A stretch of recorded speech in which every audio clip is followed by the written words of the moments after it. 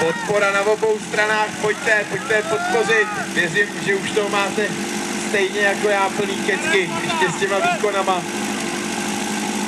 Ale dejte do toho všechny síly. Budete potřebovat ještě minimálně jeden útok zvládnout pořádně. Takže jsme připraveni. Já vidím.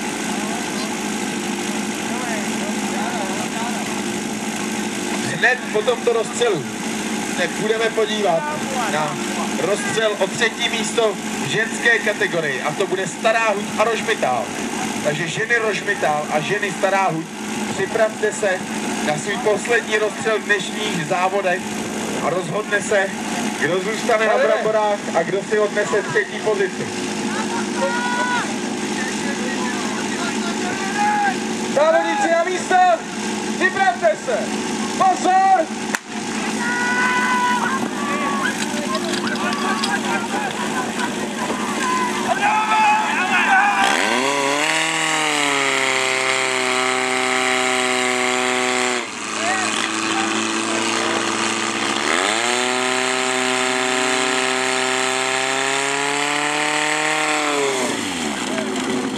A je to jasné, na těchto pozicích už se chyby neodpouštějí, bohužel.